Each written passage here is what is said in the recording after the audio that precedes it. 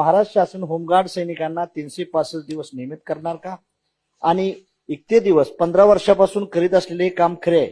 होमगार्डच्या प्रचलित नियमानुसार 180 दिवसाचे काम देण्याचे होऊनही त्यांच्या अद्याप अंमलबजावणी न झाली आणि ते जर केले असेल तर होमगार्ड सैनिकांना 180 रुपयाचे वेतन दिले आहे का? महादेव जानकरजींनी अतिशय महत्वाचा विषय या ठिकाणी उपस्थित केलाय.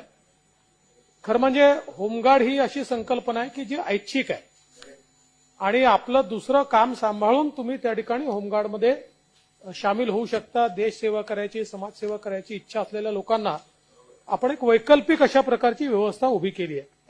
मात्र या संदर्भात वारंवार ही मागणी येत होती की अनेक राज्यांमध्ये होमगार्डला किमान 180 दिवस काम हे दिलं जातं आणि महाराष्ट्रामध्ये ते दिलं जात नाही.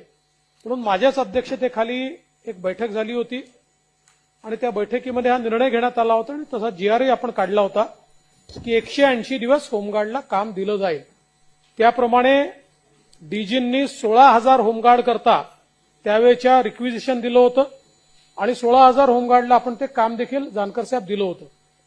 दरम्यानच्या काळात मागच्या सरकारमध्ये 2020 साली सरकारने एक निर्णय घेतला की आपण जे 350 कोटी रुपये त्याकरता ठेवले होते तर त्यांनी निर्णय असा घेतला की 175 कोटीवर हे रिस्ट्रिक्ट करा.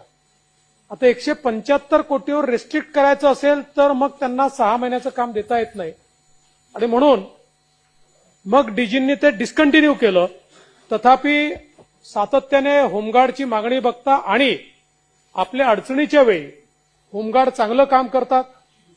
अनेक वेळा डिझास्टरच्या काळात होमगार्डची मदत आपल्याला घ्यावी लागते. हे सगळं पाहता 2019 साली जो निर्णय घेतला होता 180 दिवस त्यांना काम देण्याचा, तो निर्णय कायम करण्यात येईल. होमगार्डला 180 दिवस काम देण्यात येईल. त्याकरता 350 कोटी रुपयाची तरतूद आपण केलेली आहे.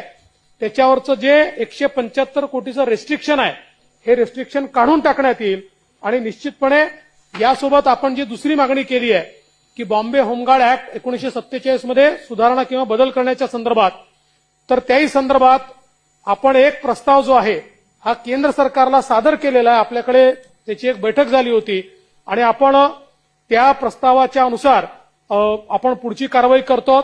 दुसरं आपण जी मागणी केलेली आहे त्याप्रमाणे 2019 सालीच जी माझी बैठक झाली होती त्यात निर्णय घेऊन दर 3 वर्षांनी त्यांची जी नोंदणी करावी लागायची ती आपण बंद केली आहे.